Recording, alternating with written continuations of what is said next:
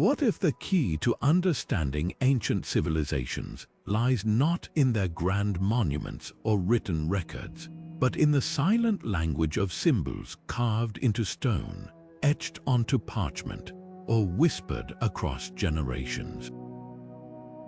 Across the globe, mysterious glyphs and runes have served as more than mere decoration. They were the encrypted codes of spiritual beliefs, the hidden keys to understanding how our ancestors connected with the divine, the cosmos, and each other. From the runic inscriptions of Norse warriors to the intricate glyphs of the Maya, these symbols were not just art, they were sacred vessels of wisdom, protection, and identity. But why did ancient cultures choose to encode their deepest beliefs in these cryptic marks? What messages do they still hold for us, centuries or even millennia later? In this journey, we'll uncover the stories behind 30 of the most enigmatic glyphs and runes, exploring their origins, their meanings, and the profound spiritual legacy they've left behind. Get ready to step into a world where every symbol tells a story, and every story holds a mystery waiting to be unraveled. Long before the written word as we know it today, ancient civilizations turned to symbols, glyphs, and runes to convey ideas, record history, and connect with the divine. These early marks, etched into stone, wood, or clay, were far more than primitive drawings. They were the first attempts to make the intangible tangible, to give form to the mysteries of the universe. Among the earliest examples, the Egyptians used hieroglyphs as a sacred script, blending art and language to communicate with their gods and immortalize their pharaohs. Meanwhile, across the Atlantic, the Maya developed intricate glyphs that adorned their temples and codices, each symbol a piece of a larger spiritual puzzle. And in the frostbitten north, the Norse carved runes into stone and wood, believing these marks held the power to invoke protection, curse enemies, or even predict the future. What's fascinating is how these symbols began as practical tools for communication, marking trade routes, recording harvests, or commemorating the dead, but over time, they took on a deeper, more mystical role. They became conduits for spiritual energy, gateways to unseen realms, and vessels of cultural identity. But how did this transformation happen? Much of it lies in the power of oral traditions. Before these symbols were written down, they were passed through generations by storytellers, shamans, and priests who imbued them with layers of meaning and ritual significance. When they finally found their way into written form, they carried with them the weight of centuries of belief. Becoming more than just signs, they became sacred. This shift from practical to spiritual wasn't accidental. Ancient cultures saw the world as interconnected, where every mark, every line, and every curve held the potential to influence the physical and spiritual realms. A glyph wasn't just a symbol, it was a prayer, a spell, or a bridge to the gods. And as we'll see, this profound connection between the earthly and the divine is what makes glyphs and runes so enduring and so mysterious. From the pyramids of Egypt to the stelae of Mesoamerica and the rune stones of Scandinavia, these symbols reveal a universal human impulse to encode the sacred in something tangible. But as we move forward, we'll discover that while the forms of these symbols varied wildly across cultures, their purpose often echoed the same timeless truths. Each civilization, in its own way, sought to capture the ineffable and in doing so, left behind a legacy that continues to captivate us today. In a world where spoken languages were as diverse as the landscapes themselves, symbols emerged as a universal tongue, a way to communicate ideas that transcended borders, cultures, and even time. Glyphs and runes became more than just marks, they were a shared language of the soul, a way for ancient peoples to express what words alone could not. These symbols didn't just represent things, they embodied them. A circle wasn't merely a shape, it was the eternal cycle of life and death. A spiral wasn't just a curve, it was the journey of the soul through the cosmos. And a cross, it wasn't just intersecting lines. It was the meeting point of heaven and earth, the divine and the mortal. Take the Egyptian Ankh, for example. This simple looped cross wasn't just a decorative artifact. It was a symbol of life itself, holding the promise of eternal existence. The Ankh was often depicted in the hands of gods and pharaohs, a visual reminder that life was a gift from the divine. Similarly, the Celtic Triskelion, with its 3 spiraling arms, represented motion and progress, a reflection of the ever-turning cycles of nature and the interconnectedness of all things. These symbols weren't confined to one culture or era. They resonated across time and space, adapted and reinterpreted by different peoples to reflect their own beliefs and values. What made these symbols so powerful was their ability to bridge the gap between the physical and the spiritual. They weren't just static images, they were active conduits, a way for humans to reach out to the gods, ancestors, and cosmic forces that shaped their world. When a Norse warrior carved a rune into his sword, he wasn't just decorating it. He was invoking the power of Odin or Thor to protect him in battle. When a Mayan priest painted glyphs on a temple wall, he wasn't just recording history, he was creating a portal for the gods to enter their world. This universal language of symbols speaks to something deeply human, the desire to make sense of the unseen, to find meaning in the chaos of existence. And while the forms and interpretations of these symbols varied, their purpose was often strikingly similar. They were tools for connection, for understanding, and for transformation. As we move deeper into the world of glyphs and runes, we'll uncover how these symbols were used to encode spiritual beliefs, protect against evil, and even predict the future. But for now, consider this. In a world without smartphones or satellites, these ancient peoples found a way to communicate across time and space, using nothing more than lines, curves, and the power of belief. Their symbols weren't just marks on a page, they were messages from the past waiting for us to decipher them. And as we'll see, some of these messages still hold secrets that challenge our understanding of history and of ourselves. Among the pantheon of ancient symbols, few are as instantly recognizable or as steeped in meaning as the Eye of Horus. This enigmatic emblem, with its distinctive markings and arresting design, has captivated minds for thousands of years. But what makes it so powerful? To understand the Eye of Horus, we must first step into the world of ancient Egyptian mythology, where gods walked the earth and symbols held the power to shape reality. The Eye of Horus traces its origins to a dramatic tale of betrayal, vengeance, and restoration. According to legend, Horus, the falcon-headed god of the sky, waged a fierce battle against his uncle Set, the god of chaos. In their struggle, Set tore out Horus's eye, shattering it into pieces. But the story doesn't end there. Thoth, the god of wisdom and magic, restored the eye, making it whole once more. This act of healing transformed the eye into a symbol of protection, healing, and divine power, a talisman that would endure for millennia. For the ancient Egyptians, the Eye of Horus wasn't just a mythic relic. It was a living symbol woven into the fabric of their daily lives. It adorned amulets worn by both the living and the dead, believed to ward off evil and bring health and vitality. Pharaohs carried it into battle, trusting its power to shield them from harm. And in the afterlife, it was a guardian for the deceased, ensuring safe passage to the realm of the gods. But the Eye of Horus was more than a spiritual safeguard. It was also a tool of profound intellectual significance. The ancient Egyptians divided the eye into 6 parts, each representing a fraction: 1/2, 1/4, 1/8, 1/16, 1/32, and 1/64. These fractions weren't arbitrary. They corresponded to the senses: sight, smell, hearing, taste, touch, and thought. In this way, the Eye of Horus became a symbol of completeness, a reminder of the interconnectedness of human perception and the divine order of the universe. The eye's influence extended beyond mythology and mathematics. It played a central role in medical practices, where it was invoked to heal the sick and protect against disease.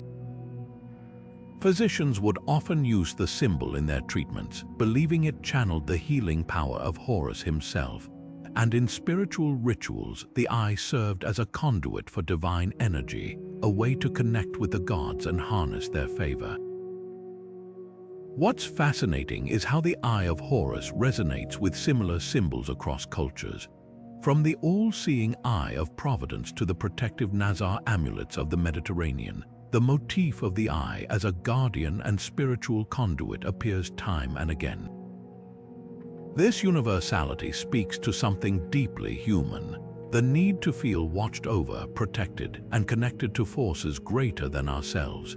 The Eye of Horus is more than a relic of the past. It's a timeless reminder of humanity's quest for meaning, protection, and healing. As we continue our exploration of glyphs and runes, we'll see how this ancient symbol's legacy echoes in the spiritual practices of cultures around the world. But for now, consider this. In the Eye of Horus, we find not just a story of gods and battles, but a reflection of our own search for wholeness in an often chaotic world. The Mayan Sun Glyph, known as the Kin Glyph, is a radiant testament to the profound reverence ancient Mesoamerican cultures held for the sun. At its core, this symbol represents more than just a celestial body. It embodies life, energy, and the very order of the cosmos. For the Maya, the sun was not merely a source of light and warmth. It was a divine force, a god named Kinish Ahau, whose daily journey across the sky dictated the rhythm of life on Earth. Kinish Ahau, often depicted with jaguar-like features, was believed to transform into a fierce jaguar at night as he traveled through the underworld, only to re-emerge each morning as the sun. This cycle of death and rebirth was central to Mayan spirituality, and the Kin Glyph served as a visual representation of this eternal process. The glyph itself is a marvel of intricate design, featuring a central circle surrounded by elaborate rays and symbols that evoke the sun's life-giving power. Each element of the glyph carries layers of meaning, from the rays symbolizing energy and vitality to the spiral motifs representing the cyclical nature of time. The Kin Glyph's significance extended far beyond its artistic beauty. It played a central role in Mayan rituals, particularly those tied to agriculture. The Maya believed that the sun's favor was essential for bountiful harvests, and they performed ceremonies to honor Kinish Ahau, ensuring his continued blessing. During these rituals, priests would invoke the glyph, carving it into altars, painting it on temple walls, or weaving it into sacred textiles. These acts were not just symbolic, they were a way of channeling the sun's energy into the earth, promoting fertility and abundance. The glyph also held a special place in the Mayan calendar, one of the most sophisticated timekeeping systems in the ancient world. The calendar's solar year, or Hob, was closely tied to agricultural cycles, and the Kin Glyph marked key dates that signaled planting and harvesting seasons. This connection between the sun, time, and agriculture underscores the Mayas' deep understanding of the natural world and their ability to weave spirituality into every aspect of life. What makes the Kin Glyph so compelling is its universality. While it is distinctly Mayan, its themes resonate across cultures and eras. The sun, as a symbol of life and divine order, appears in spiritual systems worldwide, from the Egyptian sun god Ra to the Japanese sun goddess Amaterasu. This shared reverence reflects a fundamental human truth. The sun is not just a star in the sky, it is a source of life, a marker of time, and a bridge between the earthly and the divine. As we move forward, we'll see how the sun continues to shine as a central theme in the spiritual symbols of other ancient cultures.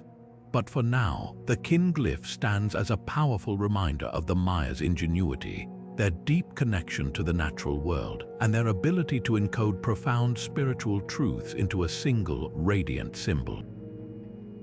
Through it, we glimpse a worldview where the sun was not just a celestial body, but a living, breathing force that shaped every aspect of existence. The Norse Vegvisir, often called the Viking compass, is a symbol that speaks to the heart of human resilience and the search for direction in an uncertain world.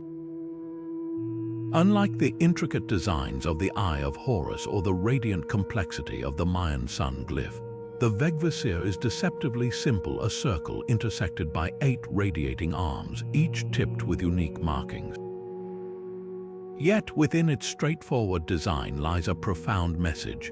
No matter how stormy the seas or how lost the path, there is always a way forward. For the Vikings who braved the icy waters of the North Atlantic in search of new lands and opportunities, the Vegvasir was more than just a symbol, it was a lifeline. Carved into amulets, painted on shields, or inscribed onto ships, it was believed to guide sailors through the fog and storms, ensuring they would never lose their way. But its power wasn't limited to physical navigation. The Vegvasir was also a spiritual compass, a reminder that even in moments of doubt or despair, the gods were watching over them. This connection to the divine is deeply tied to Odin, the All-Father of Norse mythology. Known as the god of wisdom, war, and poetry, Odin was also a wanderer, constantly seeking knowledge and truth. The Vegvasir, with its promise of guidance, echoes Odin's own journey, a symbol of his wisdom and protection extended to those who dared to venture into the unknown. It's said that Odin himself gifted the Vegvasir to humanity, a tool to help mortals navigate not only the physical world but the spiritual one as well. What makes the Vegvasir particularly fascinating is its dual purpose. On one hand, it was a practical aid for sailors, a way to combat the very real dangers of the open sea. On the other, it was a talisman of hope, a reminder that even in the darkest moments, there is a path to safety and clarity. This balance between the tangible and the intangible is a hallmark of Norse spirituality, where the gods were as present in the wind and waves as they were in the stars above. The Vegvasir's enduring appeal lies in its universality. While it originates from Norse culture, its themes of guidance and protection resonate across time and space. Today, it's often used as a symbol of personal resilience, a reminder to trust one's instincts and stay true to one's path, no matter how challenging the journey. As we leave the icy waters of the north and turn our gaze to other corners of the world, we'll discover how different cultures crafted their own symbols of protection and guidance. From the deserts of the Middle East to the jungles of Southeast Asia, these symbols reveal a shared human desire to find safety and purpose in a vast, unpredictable world. But for now, the Vegvisir stands as a testament to the courage of the Vikings and their belief that, with the gods as their guide, no storm could ever truly overwhelm them. The Celtic Shield Knot, with its intricate, interwoven design, is a striking emblem of protection and unity that has endured for centuries. Unlike the bold, radiating forms of the Vegvasir or the intricate curves of the Mayan Sun Glyph, the shield knot is defined by its seamless, looping lines, a visual metaphor for the unbroken connection between all things. For the Celts, this symbol wasn't just decorative, it was a powerful talisman believed to shield its wearer from harm and bring balance to their life. At its core, the shield knot embodies the Celtic belief in the interconnectedness of existence. Its endless loops, which seem to have no beginning or end, reflect the eternal cycle of life, death, and rebirth, a theme central to Celtic spirituality. This idea of continuity was deeply rooted in their worldview, where nature, the divine, and humanity were seen as inextricably linked. The knot's design, with its 4 distinct quadrants, also symbolizes harmony and stability, evoking the 4 elements, the 4 seasons, or the 4 cardinal directions. Each loop reinforces the idea that no part of life exists in isolation. Everything is part of a greater whole. the shield knot's protective qualities made it a popular choice for amulets and jewelry. Warriors would often carry it into battle, either carved into their shields or worn as a pendant, trusting its power to repel harm. Mothers would place it in their children's cradles to guard against illness or misfortune. Even homes and sacred spaces were marked with the symbol, carved into doorways or etched onto stones to create a barrier against negative energies. It wasn't just a passive charm, it was an active invocation of safety and unity, a way to draw strength from the web of life itself. What makes the shield knot particularly fascinating is its adaptability. While its core design remained consistent, variations emerged across different regions and time periods, each adding unique flourishes that reflected local beliefs and artistic styles. Some versions featured additional loops or embellishments, while others incorporated animal motifs or floral patterns. Yet, despite these differences, the underlying message remained the same: protection, connection, and harmony. The shield knot's enduring legacy is a testament to the universal appeal of its symbolism. Its interwoven design echoes similar motifs found in cultures around the world, from the endless knots of Tibetan Buddhism to the intricate patterns of Islamic art. These shared themes reveal a profound human truth: that we are all part of a larger tapestry, bound together by the threads of existence. As we move forward, we'll explore how other cultures used knots and interwoven patterns to convey spiritual ideas, from the sacred geometry of Hindu mandalas to the labyrinthine designs of Native American art. But for now, the Celtic shield knot stands as a timeless reminder of the power of unity and the strength we draw from our connections to each other and the world around us. In its endless loops, we find not just a symbol of protection, but a celebration of life's unbroken continuity. In the heart of Aztec spirituality lies the Ollen symbol, a glyph that pulses with the energy of movement, change, and the eternal rhythms of time.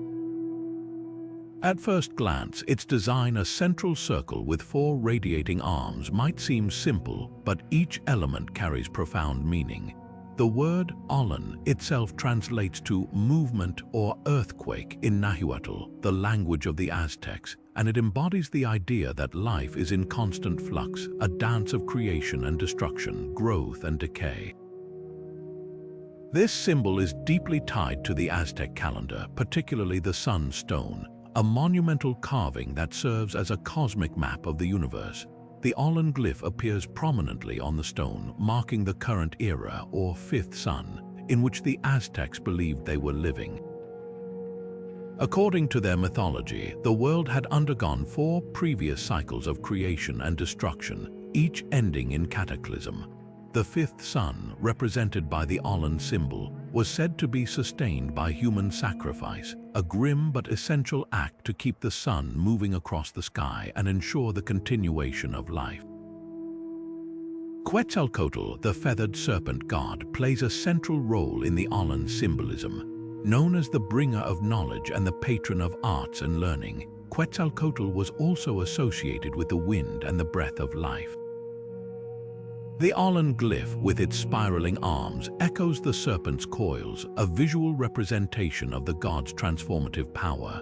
For the Aztecs, Quetzalcoatl's presence in the Ollen symbolized the potential for renewal and rebirth, even in the face of inevitable change.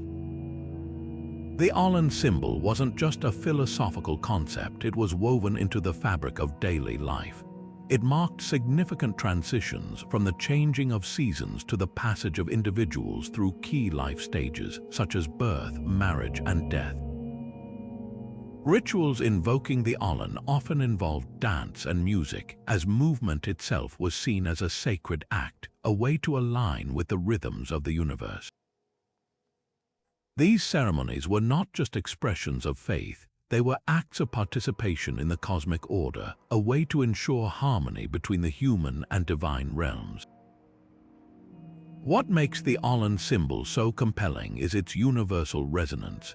While it is distinctly Aztec, its themes of transformation and cyclical time echo across cultures, from the Hindu concept of samsara to the Buddhist wheel of life.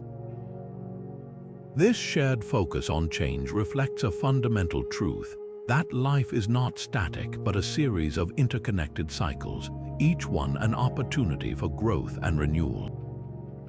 As we move forward, we'll see how other ancient cultures used symbols to navigate the complexities of existence, finding meaning in the ebb and flow of life. But for now, the Ollen symbol stands as a powerful reminder of the Aztecs' deep understanding of time, their reverence for transformation, and their belief in the ever-turning wheel of life. Through it, we glimpse a worldview where change was not something to fear, but a force to embrace, a dance of creation that continues to unfold moment by moment, cycle by cycle. The Chinese Fu symbol, a single character steeped in meaning, is one of the most recognizable and cherished emblems of good fortune in the world. At its heart, the Fu symbol represents blessings, prosperity, and the flow of positive energy concepts that have resonated deeply within Chinese culture for thousands of years.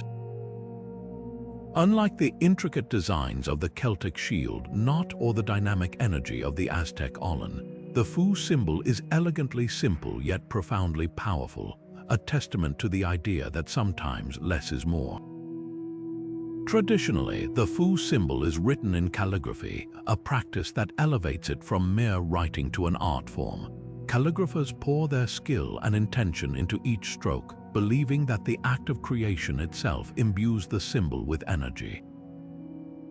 This fusion of artistry and spirituality makes the Fu symbol more than just a word. It becomes a vessel for blessings, a tangible expression of hope and goodwill. You'll often find it adorning homes, especially during Lunar New Year celebrations, where it's displayed prominently on doors, windows, and walls to invite prosperity into the household. But here's where things get intriguing. The Fu symbol is frequently displayed upside down. At first glance, this might seem like a mistake, but it's actually a deliberate act with a clever play on words. In Chinese, the word for upside down sounds similar to the word for arrive. So, by turning the Fu symbol upside down, it's believed that good fortune will arrive at your door.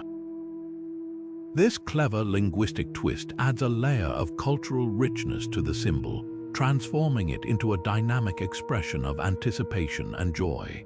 The Fu symbol's influence extends beyond personal spaces. It's also a staple in rituals and ceremonies, where it's used to bless new beginnings, from weddings to business openings. In these contexts, the symbol serves as a reminder that prosperity isn't just about material wealth, it's about harmony, health, and the fulfillment of one's deepest desires. It's a holistic vision of good fortune, one that resonates across generations and continues to inspire those who seek a brighter future. What makes the Fu symbol particularly fascinating is its adaptability. While it's deeply rooted in Chinese tradition, its themes of positivity and abundance are universal. This universality has allowed the symbol to transcend its cultural origins, finding a place in homes and hearts around the globe. Whether displayed in its traditional form or reimagined in modern art, the Fu symbol remains a timeless beacon of hope and possibility. As we move forward, we'll explore how other cultures have crafted their own symbols of prosperity, each with its unique story and significance. From the lush landscapes of Southeast Asia to the vibrant traditions of Africa, these symbols reveal a shared human desire to attract abundance and celebrate the blessings of life. But for now, the Fu symbol stands as a shining example of how a single character can carry the weight of centuries of hope, tradition, and the enduring belief that good fortune is always within reach. The Aum symbol, often written as Aum, is one of the most sacred and universal sounds in the world, a single syllable that encapsulates the essence of existence itself. For thousands of years, this ancient symbol has been revered in Hinduism, Buddhism, and Jainism as the primordial sound of creation. the vibration that set the universe into motion. But the arm symbol is more than just a sound. It's a visual and spiritual anchor, a way to connect with the divine and explore the deepest layers of consciousness. At its core, the arm symbol represents the entirety of existence. Its three curves and a dot each carry profound meaning. The lower curve symbolizes the waking state, the realm of everyday experience and sensory perception. The middle curve represents the dream state, the world of imagination and subconscious thought. The upper curve signifies the state of deep sleep, a realm of pure potential and rest. And the dot, it represents the fourth state, known as Turiya, a transcendent state of consciousness beyond the physical, where the individual soul merges with the universal spirit. Together, these elements form a visual map of the journey from the material to the spiritual, a reminder that all states of being are interconnected. The sound of Om is equally significant. When chanted, it vibrates at a frequency believed to align with the natural rhythms of the universe. This vibration isn't just symbolic, it's a physical experience felt in the chest and throat, resonating through the body and mind. Many practitioners of meditation and yoga use Om as a focal point, chanting it to quiet the mind, deepen their breath, and connect with a higher state of awareness. It's said that the sound of Om carries the listener beyond the noise of the world, into a space of stillness and clarity. What makes the Om symbol so powerful is its ability to bridge the gap between sound and form. In Sanskrit, the symbol is often described as a visual representation of the sound itself, its curves and lines mirroring the rise and fall of the vocal tone. This interplay between the audible and the visible reflects a deeper truth, that sound and symbols are two sides of the same coin, each a way to access the divine. The Om symbol's influence extends far beyond Hinduism. It's found in Buddhist mantras, Jain prayers, and even modern spiritual practices around the world. Its universality speaks to something fundamental, the human desire to connect with something greater than ourselves, to find meaning in the chaos of existence, and to experience the unity of all things. As we explore other spiritual traditions, we'll see how sound and symbols intertwine, from the sacred chants of Tibetan monks to the rhythmic drumming of African rituals. But for now, the Om symbol stands as a timeless reminder of the power of vibration, the beauty of interconnectedness, and the infinite potential within each of us. Through it, we glimpse a world where the material and the spiritual are one, where every sound, every symbol is a doorway to the divine. The Native American medicine wheel, a sacred symbol of balance and harmony, stands as a profound testament to the interconnectedness of all life. Unlike the intricate curves of the Celtic Shield Knot or the radiating energy of the Aztec Ollin, the medicine wheel is defined by its simplicity, a circle divided into 4 quadrants, each representing a cardinal direction. Yet, within this straightforward design lies a universe of meaning, a spiritual map that guides individuals and communities toward growth, healing, and understanding. At its heart, the medicine wheel embodies the belief that life is a delicate balance of forces: physical, emotional, mental, and spiritual. Each of the 4 directions corresponds to a specific aspect of existence, offering lessons and insights that help navigate the complexities of life. The East, often associated with the rising sun, symbolizes new beginnings, clarity, and the spark of inspiration. The South represents warmth, growth, and the nurturing energy of summer. The West, tied to the setting sun, embodies introspection, transformation, and the wisdom gained through experience. And the North, the domain of winter, stands for resilience, wisdom, and the enduring strength of the spirit.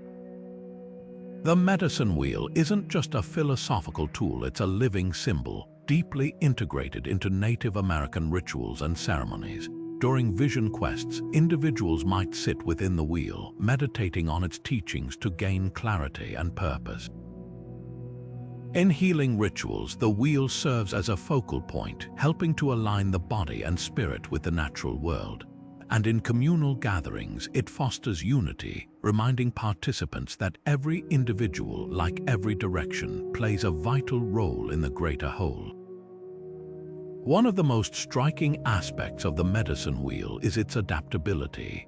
While its core symbolism remains consistent, different tribes and communities have added their own interpretations, reflecting their unique environments and traditions. For some, the wheel might include animal totems or seasonal cycles, while others might emphasize the interplay of the elements earth, air, fire, and water. This flexibility highlights the wheel's universal appeal, its ability to resonate across cultures and contexts while remaining deeply rooted in Native American spirituality. The medicine wheel's teachings extend beyond the individual, offering guidance for communal harmony as well. It reminds us that just as the four directions are interconnected, so too are the members of a community. Each person brings their own strengths and perspectives, contributing to a balanced and thriving whole. In this way, the wheel becomes not just a personal tool, but a blueprint for collective growth and understanding. What makes the medicine wheel so enduring is its timeless relevance. Its themes of balance, harmony, and interconnectedness echo across cultures and eras, from the Taoist yin-yang symbol to the Buddhist mandala. These shared symbols reveal a universal truth, that life is a dance of forces, each one essential to the greater whole. As we move forward, we'll see how other cultures have crafted their own symbols of balance, each with its unique story and significance. From the intricate patterns of Islamic art to the sacred geometry of Hindu temples, these symbols remind us that harmony is not just an ideal, it's a journey, a continuous effort to align ourselves with the rhythms of the universe. But for now, the medicine wheel stands as a powerful reminder of the wisdom of Native American traditions, their deep respect for the natural world, and their belief in the sacred balance that sustains us all. Through its teachings, we glimpse a way of being that honors the interconnectedness of all life, inviting us to walk in harmony with the world around us. The Greek Caduceus, with its iconic intertwined serpents and winged staff, is a symbol that has transcended its ancient origins to become a modern emblem of healing and commerce. But its story begins in the realm of myth, where it was wielded by Hermes, the swift-footed messenger of the gods. According to legend, Hermes received the Caduceus from Apollo in exchange for a lyre, a trade that marked the beginning of its symbolic journey. The staff, adorned with two serpents spiraling upward and crowned by a pair of wings, became a powerful tool in Hermes' hands, a means to guide souls to the underworld, resolve conflicts, and even lull mortals to sleep. At its core, the Caduceus represents balance and transformation. The serpents, often seen as symbols of duality, intertwine in perfect harmony, embodying the union of opposites, life and death, healing and harm, chaos and order. The wings, meanwhile, signify transcendence, a reminder that healing is not just a physical process but a spiritual one. This duality makes the Caduceus a fitting emblem for Hermes, a god who bridged the gap between the divine and the mortal, the seen and the unseen. Over time, the Caduceus became associated with healing, particularly in the context of medicine. While its modern use as a medical symbol is often debated, some argue that the rod of Asclepius with its single serpent is more historically accurate. The Caduceus's imagery of balance and renewal resonates deeply within the field. It's a reminder that healing is not just about curing ailments but restoring harmony to the body, mind, and spirit. Interestingly, the Caduceus's influence extends beyond medicine. In ancient Greece, it was also a symbol of commerce and negotiation, reflecting Hermes' role as a patron of trade and diplomacy. This dual identity highlights the interconnectedness of seemingly unrelated domains: health and wealth, negotiation and healing, each requiring a delicate balance to thrive. The Caduceus's enduring legacy lies in its ability to adapt and evolve. From its mythological roots to its modern interpretations, it remains a powerful reminder of the transformative power of balance. Whether guiding souls, resolving disputes, or symbolizing medical care, the Caduceus continues to inspire those who seek harmony in a world of contrast. As we turn our attention to other cultures, we'll discover how different civilizations crafted their own symbols of healing, each reflecting unique beliefs and practices. From the sacred herbs of traditional Chinese medicine to the spiritual rituals of indigenous healers, these symbols reveal a universal quest to restore balance and well-being. But for now, the Caduceus stands as a testament to the ancient Greeks' understanding of the delicate interplay between opposites, a timeless symbol that reminds us that true healing begins with harmony. The Buddhist endless knot, a mesmerizing symbol of infinite interconnectedness, is one of the most profound and visually captivating glyphs in spiritual iconography. At first glance, its intricate, looping design might seem like an artistic puzzle, but every twist and turn carries deep philosophical meaning. Known as the Srivatsa in Sanskrit, this symbol represents the eternal cycle of life, the interdependence of all things, and the boundless nature of wisdom. It's a reminder that everything is connected, every action, every thought, every moment woven into an endless tapestry of existence. The endless knot's design is a marvel of symmetry and complexity. Its interwoven lines have no beginning or end, symbolizing the infinite nature of time and the cyclical patterns of birth, death, and rebirth. For Buddhists, this knot is not just a decorative motif, it's a visual meditation on the nature of reality. The intricate loops reflect the complexity of human experience, where joy and suffering, gain and loss are all intertwined. Yet, within this complexity lies a path to enlightenment, a way to untangle the knots of ignorance and attachment, revealing the clarity and peace that lie beneath. This symbol is deeply embedded in Buddhist art and culture. You'll often find it adorning temples, prayer flags, and sacred texts, where it serves as a reminder of the interconnectedness of all beings. On prayer flags, the endless knot flutters in the wind, carrying its message of harmony and unity across the landscape. In meditation practices, it's used as a focal point to help practitioners contemplate the deeper truths of existence, guiding them toward a deeper understanding of themselves and the world around them. The endless knot's significance extends beyond its spiritual meaning. It's also a symbol of wisdom, particularly the wisdom of the Buddha, who saw the interconnectedness of all phenomena. This wisdom isn't just intellectual, it's experiential, a way of seeing and being that transforms how we relate to the world. By meditating on the endless knot, practitioners are encouraged to cultivate compassion, recognizing that their actions ripple out into the universe, affecting all living beings. What makes the endless knot so universally compelling is its ability to convey profound truths through its design. While it's distinctly Buddhist, its themes resonate across cultures and spiritual traditions. Similar motifs can be found in Celtic knots, Islamic art, and even modern mathematical theories, each reflecting a shared human understanding of the interconnectedness of life. As we move forward, we'll explore how other cultures have crafted their own symbols of eternity, each with its unique story and significance. From the cyclical patterns of ancient Egyptian hieroglyphs to the labyrinthine designs of Native American art, these symbols reveal a universal human desire to make sense of the infinite.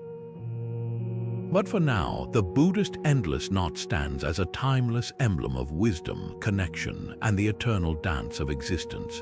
Through its intricate loops, we glimpse a world where every thread is part of a greater whole, inviting us to see ourselves not as isolated beings, but as integral parts of an ever-unfolding cosmic tapestry. The Viking Valknut, a symbol as enigmatic as it is striking, is a powerful emblem of Odin, death, and the mysteries of the afterlife. At its core, the Valknut consists of 3 interlocking triangles, a design that seems to weave together the threads of fate, mortality, and transcendence. For the Vikings, this symbol was not just an artistic motif, it was a sacred mark deeply tied to their beliefs about honor, sacrifice, and the journey beyond death. Often referred to as the Knot of the Slain, the Valknut is closely associated with Odin, the All-Father of Norse mythology. Odin, a god of war, wisdom, and poetry, was also the ruler of Valhalla, the Hall of the Slain. Warriors who died bravely in battle were believed to be chosen by Odin to join him in Valhalla, where they would prepare for the final battle of Ragnarok. The Valknut, frequently found on rune stones and burial sites, is thought to symbolize this connection between Odin and the fallen, a mark of the god's presence and a promise of glory in the afterlife. The 3 interlocking triangles of the Valknut have sparked endless fascination and debate. Some scholars suggest they represent the 9 worlds of Norse cosmology, connected by Yggdrasil, the world tree. Others see them as a symbol of the cycles of life, death, and rebirth, reflecting the Vikings' understanding of existence as an endless loop. Still, another interpretation ties the triangles to Odin's own journey, his self-sacrifice on Yggdrasil to gain wisdom, and his role as a guide for souls transitioning between worlds. The Valknut's presence in funerary rites underscores its significance. It's often found carved into stones near burial mounds or etched onto artifacts placed with the dead, suggesting it served as a protective charm or a way to honor the deceased.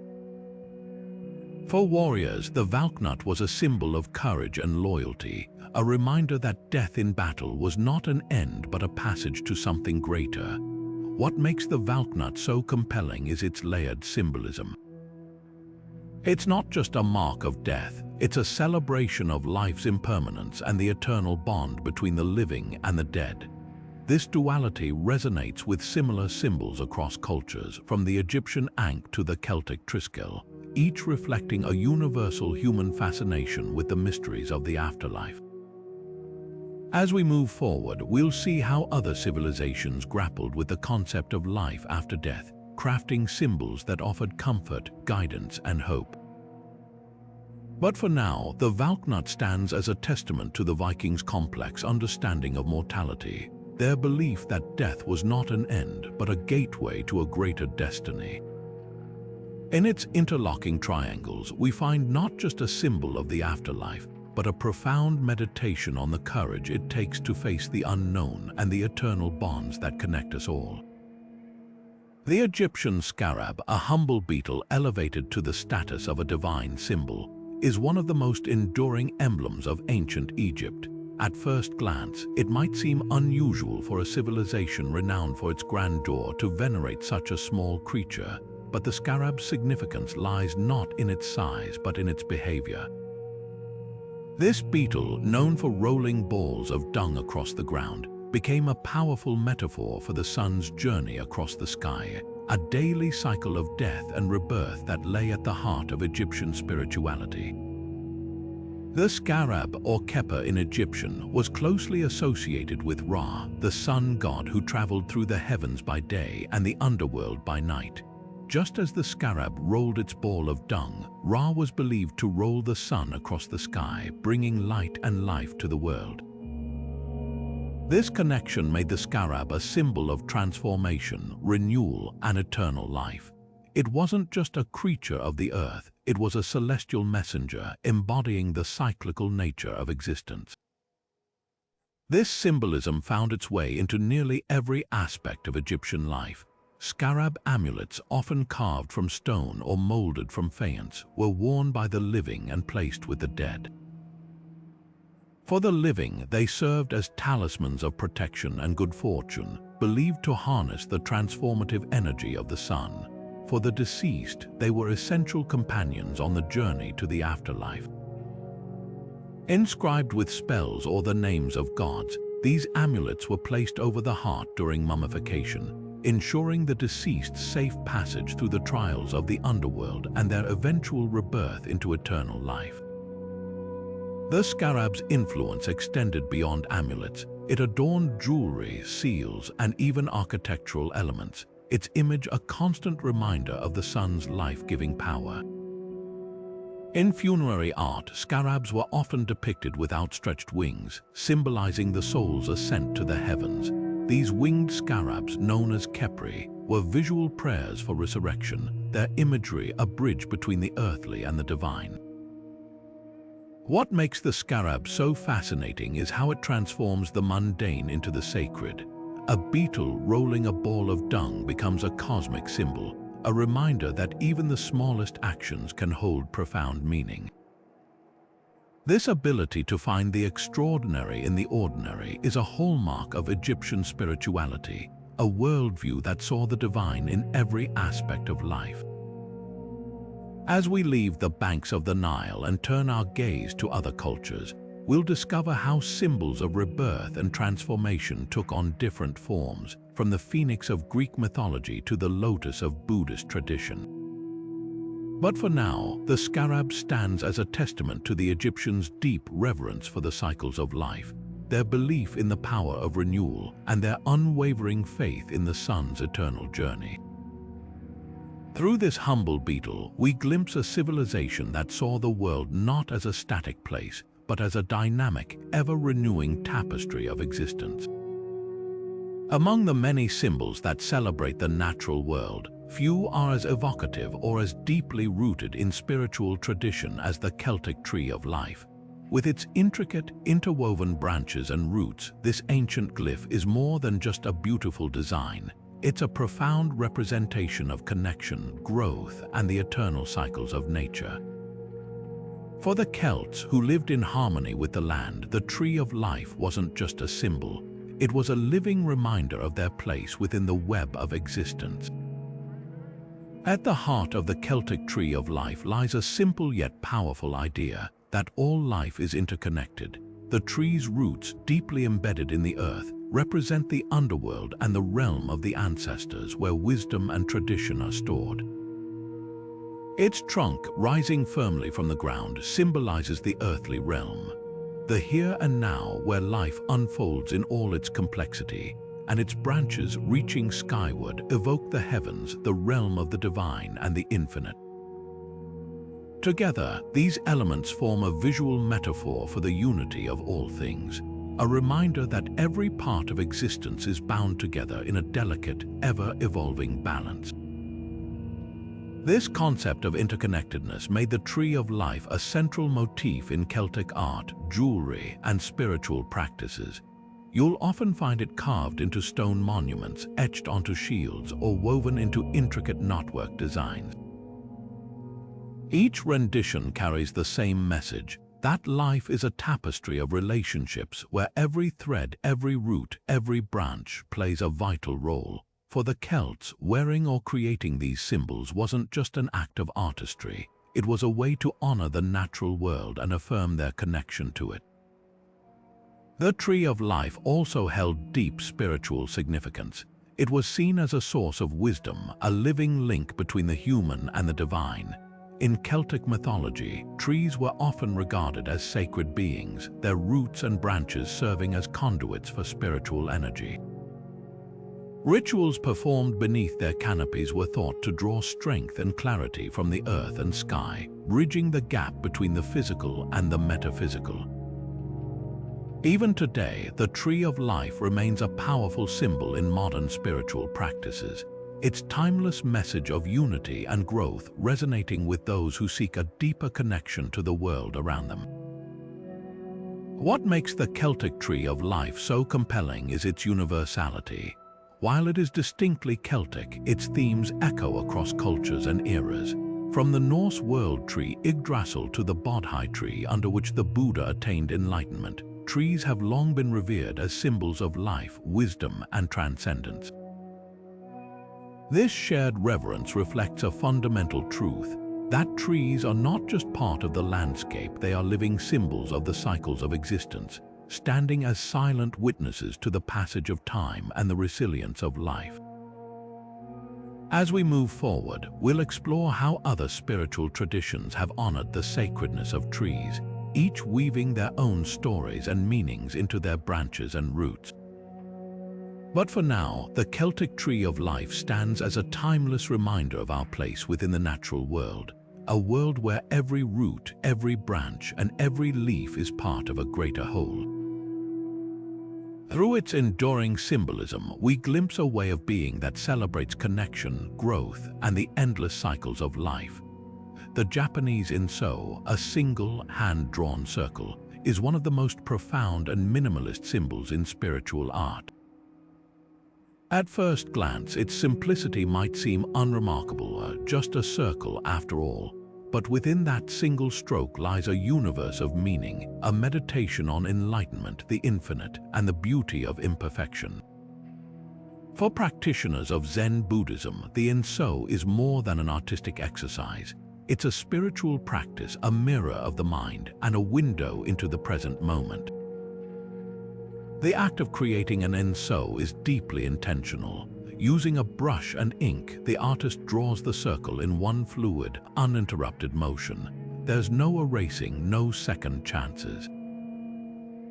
The result is often imperfect, uneven lines, asymmetrical curves, or gaps where the brush lifted too soon. But this imperfection is precisely the point. The Inso reflects the nature of existence itself, fleeting, imperfect, and yet profoundly beautiful. It's a reminder that enlightenment isn't about achieving perfection, but embracing the present moment just as it is. In Zen Buddhism, the Inso symbolizes the void, the infinite, formless essence of the universe. But it's also a representation of the self, the mind, and the cycle of life. The circle's unbroken line suggests completeness, yet its openness can also signify emptiness, a space where all possibilities exist. This duality makes the Inso a powerful tool for meditation. Gazing at an Inso, practitioners are encouraged to let go of distractions, quiet the mind, and connect with the deeper truths of existence. It's not just a symbol, it's an experience, a way to access the stillness within. What's fascinating about the Inso is how its meaning shifts depending on the viewer. For some, it represents unity and harmony, the interconnectedness of all things. For others, it's a reminder of impermanence, the fleeting nature of life. And for many, it's a call to embrace simplicity, to find beauty in the unadorned and the unpolished. This adaptability is a hallmark of Zen philosophy, which values direct experience over rigid dogma. The Inso's influence extends beyond Zen Buddhism. Its themes of simplicity, presence, and imperfection resonate across cultures and artistic traditions. From the minimalist aesthetics of Scandinavian design to the wabi-sabi philosophy of finding beauty in imperfection, the Inso's spirit can be felt in countless ways. It's a testament to the power of simplicity, a reminder that sometimes the most profound truths are found not in complexity, but in the unadorned and the immediate. As we explore other symbols of enlightenment, we'll see how different cultures have expressed similar ideas through their own unique lenses. From the intricate mandalas of Hinduism to the sacred geometry of Islamic art, these symbols reveal a shared human quest to understand the infinite and connect with the divine. But for now, the Inso stands as a quiet yet powerful reminder of the beauty of the present moment, inviting us to pause, breathe, and embrace the imperfect, ever-changing nature of existence. Through its single, unbroken line, we glimpse a world where simplicity and depth coexist, where the void holds infinite possibilities, and where enlightenment is found not in striving but in simply being. Moving from the tranquil simplicity of the Japanese Inso, we now journey to the vibrant heart of West Africa, where the Adinkra symbols offer a rich tapestry of wisdom, values, and cultural identity. These intricate designs, born from the Akan people of Ghana, are far more than decorative patterns. They are a visual language, a way to encode profound truths and life lessons into every line and curve. Woven into textiles, stamped onto pottery, and etched into architecture, Adinkra symbols serve as both art and philosophy, a bridge between the past and the present, the individual and the community. At the heart of Adinkra symbolism lies a deep respect for oral tradition and storytelling. Each symbol represents a proverb, a concept, or a value, offering guidance, inspiration, and reflection. Take, for example, Jai Nyame, one of the most widely recognized Adinkra symbols.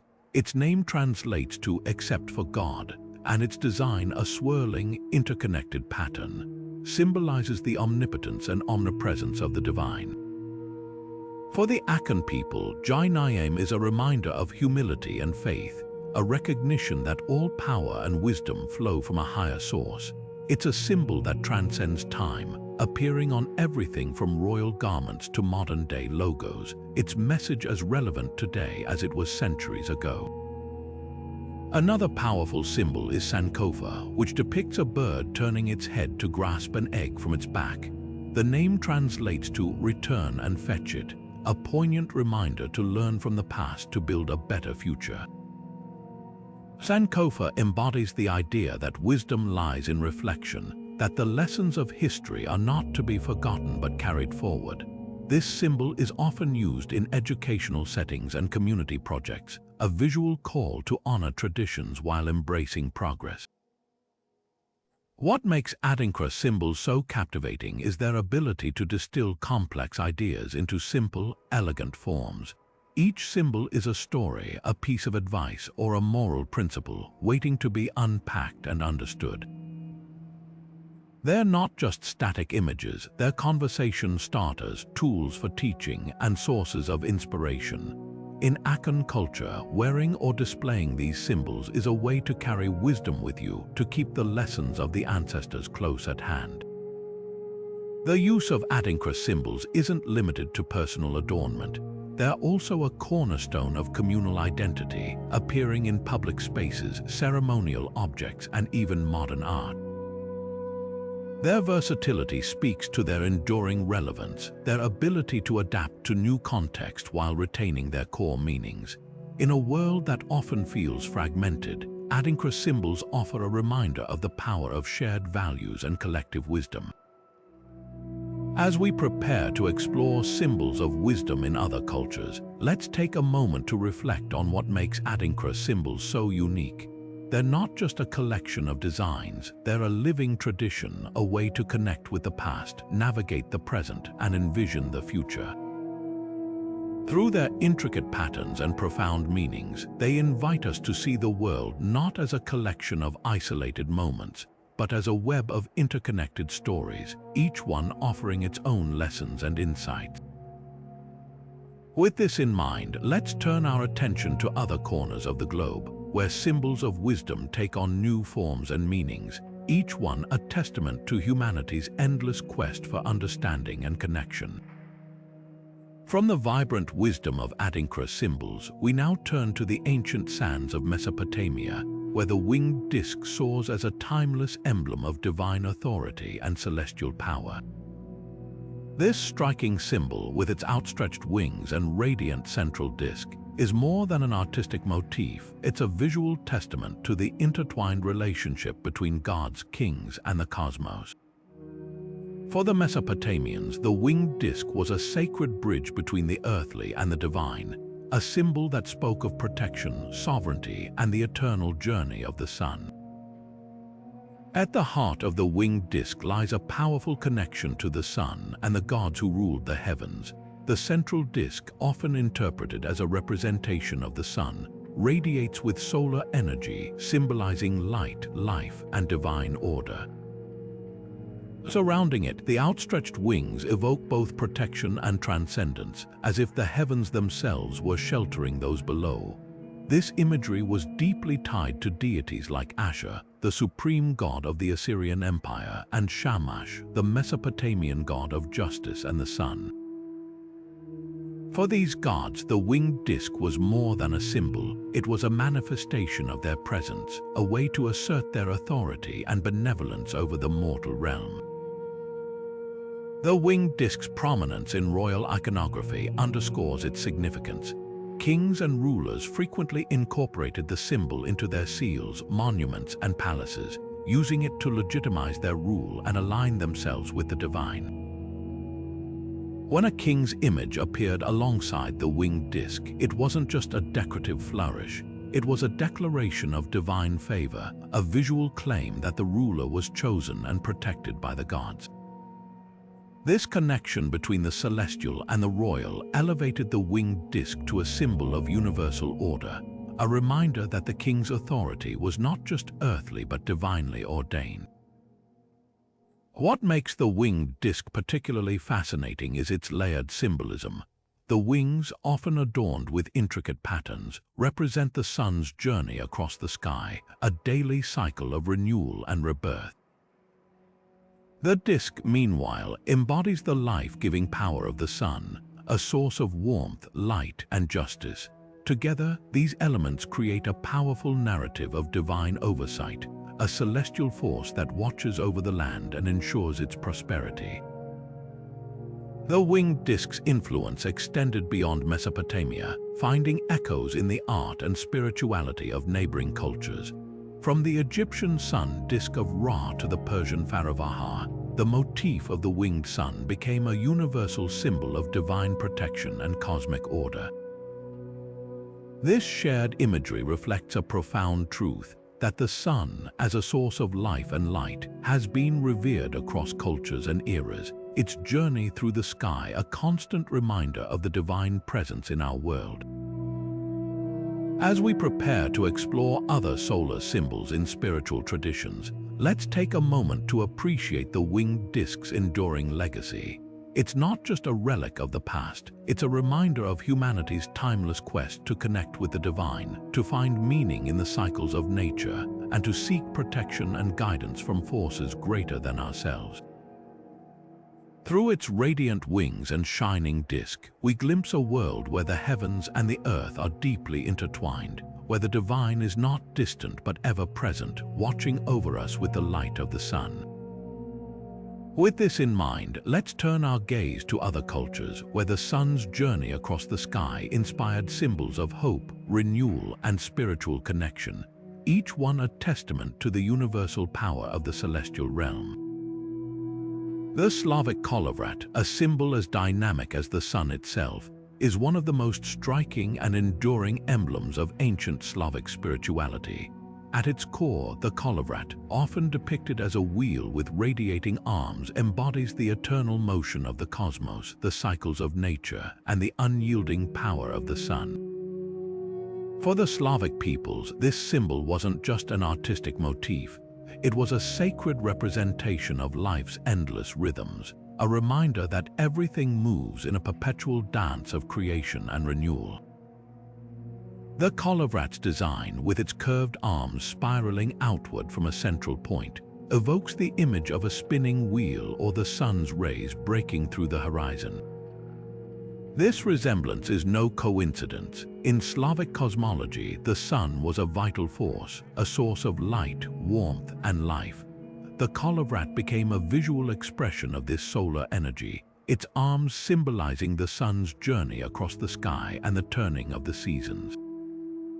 Each rotation of the Colovrat's arms mirrors the cycle of life, birth, growth, death, and rebirth, a universal truth that resonated deeply with the Slavic worldview. This connection to the natural world made the Colovrat a central symbol in folk art and rituals. You'll often find it woven into traditional embroidery, carved into wooden utensils, or painted onto pottery. These everyday objects adorned with the Colovrat weren't just decorative, they were talismans believed to carry the protective and life-giving power of the sun. In rituals, the Colovrat was used to honor the gods, celebrate seasonal festivals, and invoke blessings for the harvest. Its presence in these ceremonies underscored its role as a bridge between the human and the divine, a way to align with the rhythms of the cosmos. What's particularly fascinating about the Colovrat is its adaptability. While its core symbolism remains consistent, variations of the design can be found across different Slavic regions, each adding unique flourishes that reflect local traditions and beliefs. Some versions feature 8 arms, symbolizing the 8 solar festivals of the Slavic calendar, while others have 6 or 4, representing different aspects of the sun's power. This flexibility highlights the Colovrat's universal appeal, its ability to resonate across cultures while remaining deeply rooted in Slavic spirituality. The Colovrat's enduring legacy lies in its timeless message of renewal and continuity. It's a reminder that life is not a straight line but a cycle, a series of interconnected moments that flow into one another. This idea of cyclical motion echoes in similar symbols across cultures, from the Buddhist wheel of Dharma to the Celtic triskel, each reflecting a shared human understanding of the rhythms of existence. As we prepare to explore other symbols of cycles and renewal, let's take a moment to appreciate the Colovrat's profound significance. It's not just a symbol of the sun, it's a celebration of life's perpetual motion, a visual hymn to the eternal dance of creation and transformation. Through its spiraling arms, we glimpse a world where every ending is a new beginning, and every turn of the wheel brings us closer to the heart of existence. With this in mind, let's turn our attention to other cultures, where symbols of cycles and renewal take on new forms and meanings, each one a testament to humanity's enduring fascination with the rhythms of life. The Inca Chacana, often referred to as the Andean cross, is a symbol that bridges the earthly and the celestial, weaving together the spiritual and the physical in a single, profound design. At its core, the Chacana represents the 3 realms of Inca cosmology: the upper world or Hanan Pacha, the realm of the gods and celestial beings; the middle world, K Pacha, where humans and nature coexist; and the lower world, Uku Pacha, the domain of the ancestors and the underworld. These 3 levels are intricately connected, forming a harmonious balance that sustains life and the cosmos itself. The Chacana's stepped cross design is instantly recognizable, its tiers symbolizing the ascent and descent between these realms. Each step represents a journey, whether it's the soul's passage into the heavens or the return to the earth for renewal. But the Chacana isn't just a spiritual map, it's also a cosmic compass. Its alignment with the Southern Cross constellation, a guiding light for the Inca people, underscores its role as a symbol of navigation, both physical and spiritual. The 4 arms of the cross point to the cardinal directions, grounding the Chacana in the natural world while connecting it to the stars above. This symbol's influence extended into every aspect of Inca life. In architecture, the Chacana was carved into stone and integrated into the design of temples and sacred spaces, creating a tangible link between the built environment and the cosmos. In textiles, it was woven into intricate patterns, its presence a reminder of the wearer's connection to the divine. And in spiritual practices, the Chacana served as a focal point for rituals, a way to honor the gods, seek guidance, and maintain balance in the community. What makes the Chacana so compelling is its ability to encapsulate the Inca worldview in a single symbol. It's not just a representation of the cosmos, it's a tool for understanding and navigating existence. The step design reflects the idea that life is a series of ascents and descents, a continuous cycle of growth and transformation. And the central whole, often present in depictions of the Chacana, symbolizes the axis mundi, the connection point between the realms where energy flows freely and the sacred intersects with the mundane. The Chacana's enduring legacy lies in its timeless message of interconnectedness. It's a reminder that the heavens, the earth, and the underworld are not separate but deeply intertwined, each one influencing the other in a delicate dance of balance and harmony. This idea resonates across cultures, from the world tree of Norse mythology to the axis mundi of shamanic traditions, each reflecting a shared human understanding of the cosmos as a unified whole. As we prepare to explore other symbols of cosmic connection, let's take a moment to appreciate the Chacana's profound wisdom. It's not just a relic of the past, it's a living symbol, a guide for those seeking to navigate the complexities of existence and find their place within the greater web of life. Through its step design and celestial alignment, we glimpse a world where the earthly and the divine are inseparable, where every step, every star, and every thread of existence is part of a greater whole. With this in mind, let's turn our gaze to other cultures where symbols of cosmic unity take on new forms and meanings, each one a testament to humanity's enduring quest to understand the mysteries of the universe. The Zoroastrian Faravaha, a symbol as majestic as it is profound, stands as one of the most iconic representations of divine guidance and the soul's eternal journey. At its heart, this ancient emblem captures the essence of Zoroastrianism, one of the world's oldest monotheistic religions, and its core teachings about free will, morality, and the soul's ascent toward enlightenment. With its human figure at the center, outstretched wings, and a tail that fans out like rays of light, the Faravaha is more than a symbol. It's a visual prayer, a reminder of humanity's connection to the divine and the choices that shape our destiny. Central to the Faravaha's design is its association with Ahura Mazda, the supreme deity of Zoroastrianism. Ahura Mazda, whose name translates to Wise Lord, represents the ultimate source of wisdom, light, and truth. The figure at the center of the Faravaha is often interpreted as a representation of the human soul, guided by Ahura Mazda's divine light. With one hand pointing upward, it symbolizes the soul's journey toward spiritual enlightenment, while the other hand holds a ring, a sign of faith and commitment to the path of righteousness. This duality between guidance and personal choice lies at the heart of Zoroastrian philosophy, emphasizing the importance of free will in the eternal struggle between good and evil. The wings of the Faravaha, spread wide and majestic, represent the soul's ability to rise above earthly concerns and ascend toward the divine.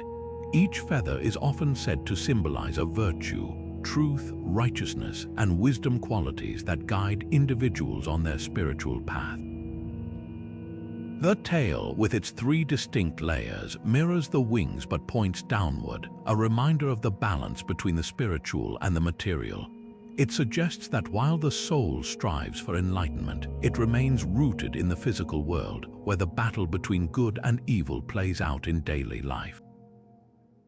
The central circle, often overlooked, is perhaps the most profound element of the Faravaha. It represents eternity, the unending cycle of life, death, and rebirth, and the soul's journey through these stages. This circle is a reminder that the choices we make, our actions, thoughts, and intentions, have consequences that ripple through time, shaping not only our own destiny but the world around us. It's a call to live with purpose, to align oneself with the forces of good, and to contribute to the harmony of the universe. In Zoroastrian art and architecture, the Faravaha is a recurring motif, appearing on temple walls, ancient artifacts, and even modern jewelry. Its presence is a constant reminder of the faith's core tenets, the importance of ethical living, the power of individual choice, and the soul's ultimate journey toward Ahura Mazda's light. For Zoroastrians, wearing or displaying the Faravaha is not just an act of devotion. It's a way to carry these teachings into daily life, to keep the divine ever present in thought and action. What makes the Faravaha so compelling is its universal resonance. While it is distinctly Zoroastrian, its themes of guidance, free will, and the soul's journey echo across spiritual traditions. From the Egyptian Ba, representing the soul's flight after death, to the Christian symbolism of the dove as a guide, humanity has long sought ways to visualize the soul's connection to the divine. These shared symbols reveal a profound truth, that the soul's journey is a universal story, one that transcends time, culture, and belief. As we prepare to explore other symbols of the soul in spiritual traditions, let's take a moment to reflect on the Faravaha's enduring message. It's not just a symbol of the past, it's a guide for the present, a reminder that every choice we make shapes our destiny, and that the path to enlightenment is one of constant striving and reflection. Through its wings, its circle, and its human figure, we glimpse a worldview where the soul is both a traveler and a beacon, forever seeking the light of truth. With this in mind, let's turn our gaze to other cultures where the soul's journey takes on new forms and meanings, each one a testament to humanity's enduring quest to understand the mysteries of existence. The Tibetan Dorje, or Vajra in Sanskrit, is a symbol as unyielding as the diamond it represents. Known as the thunderbolt scepter, this ancient emblem embodies the indestructible nature of truth, the union of opposites, and the path to enlightenment. At its core, the Dorje is more than a ritual object, it's a metaphysical tool, a key to unlocking the mind's potential and transcending the illusions of the material world. For practitioners of Tibetan Buddhism, the Dorje is a bridge between the earthly and the divine, a reminder that enlightenment lies not in escaping reality, but in understanding its true, unbreakable essence. The Dorje's design is rich with symbolism. Its central axis represents the unwavering nature of truth, while the prongs at each end symbolize the union of opposites: compassion and wisdom, method and insight, the male and female principles. This duality is essential to Tibetan Buddhist philosophy, which teaches that enlightenment arises not from rejecting one aspect of existence but from harmonizing its apparent contradictions. The Dorje's diamond-like quality, often likened to the indestructible nature of the mind, reflects the idea that truth cannot be shattered, no matter how deeply it is obscured by ignorance or illusion. In rituals, the Dorje serves as both a physical and spiritual instrument. Paired with the bell or drill bu, it represents the union of wisdom and method, sound and form. During meditation, practitioners hold the Dorje to focus their minds and channel its transformative energy. It's said that the Dorje's presence can cut through mental distractions, much like a thunderbolt cleaves the sky, revealing the clarity and stillness beneath. This makes it an essential tool for those seeking to navigate the complexities of existence and awaken to their true nature. What makes the Dorje particularly fascinating is its adaptability. While its core symbolism remains consistent, its forms and uses vary across different traditions. In some practices, it's a weapon against ignorance, wielded to dispel darkness and reveal the light of wisdom. In others, it's a scepter of authority, a sign of the practitioner's mastery over their own mind and the forces of the universe. This versatility underscores the Dorje's universal appeal, its ability to resonate across cultures while remaining deeply rooted in Tibetan spirituality. The Dorje's enduring legacy lies in its timeless message of transformation. It's not just a symbol of enlightenment, it's a guide for those seeking to understand the true nature of reality.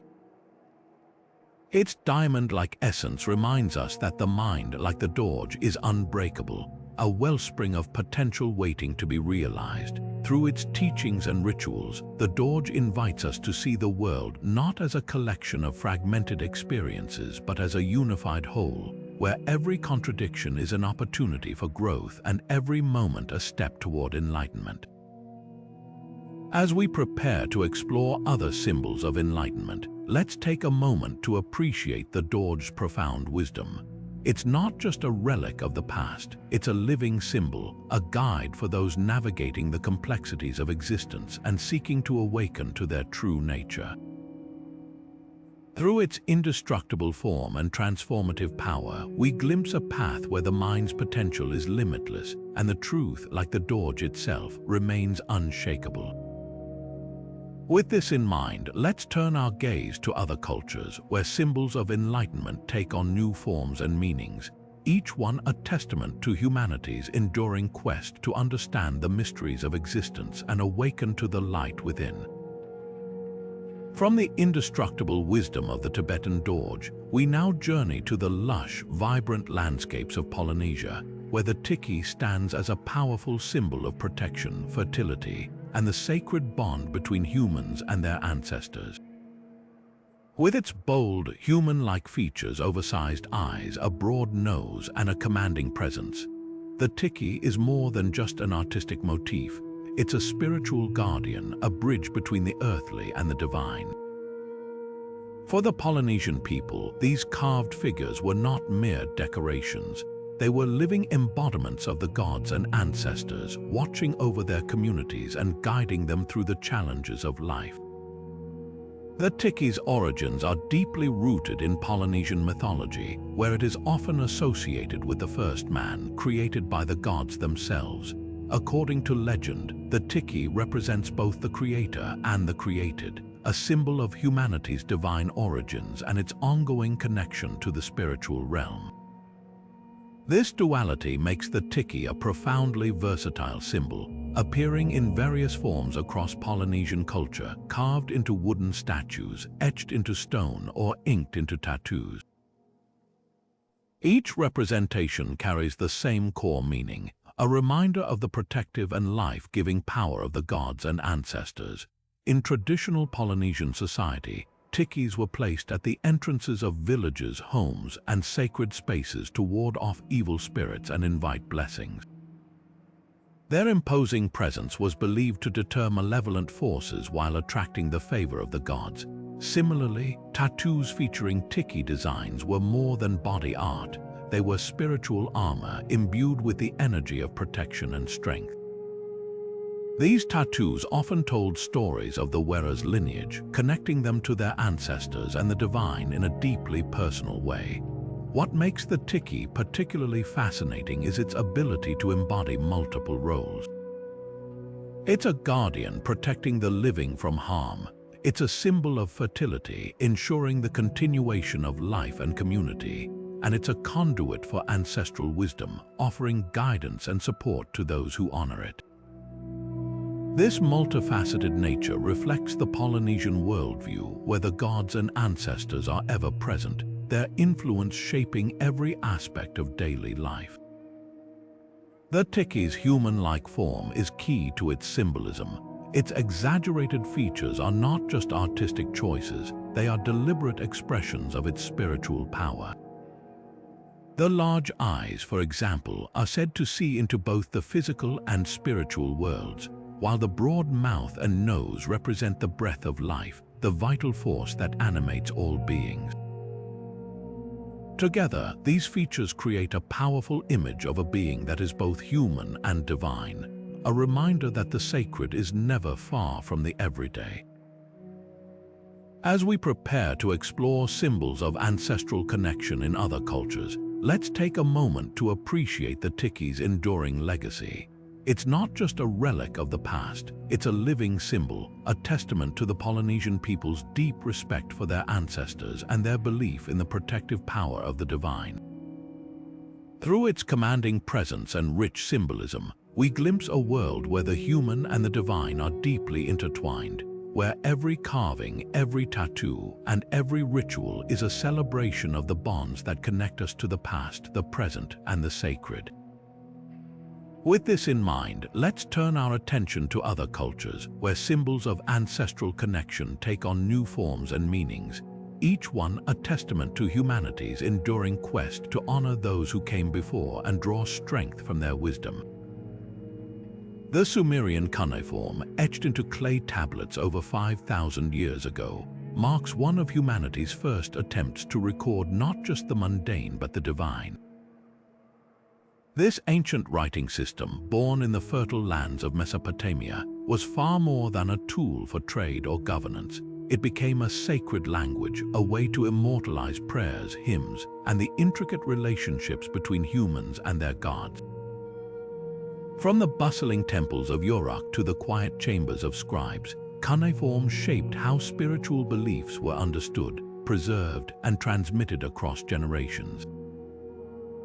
At its core, cuneiform began as pictographs, simple drawings that represented objects or ideas. A star might signify the heavens, while a crescent moon could evoke the moon god Nana. Over time, these pictographs evolved into more abstract symbols, a transformation that mirrored the Sumerians' growing sophistication in both thought and expression. This shift from concrete images to stylized marks allowed for greater nuance in recording spiritual ideas. A single symbol could now carry multiple layers of meaning, from the literal to the metaphorical, opening new pathways for exploring the divine. The star symbol, for instance, was not just a celestial marker, it became a representation of divinity itself. In religious texts, it often appeared alongside the names of gods, a visual shorthand for their heavenly origins. Similarly, the crescent moon, associated with Nana, the god of wisdom and time, was more than a lunar emblem. It symbolized the cyclical nature of existence, the ebb and flow of life, and the divine order that governed the cosmos.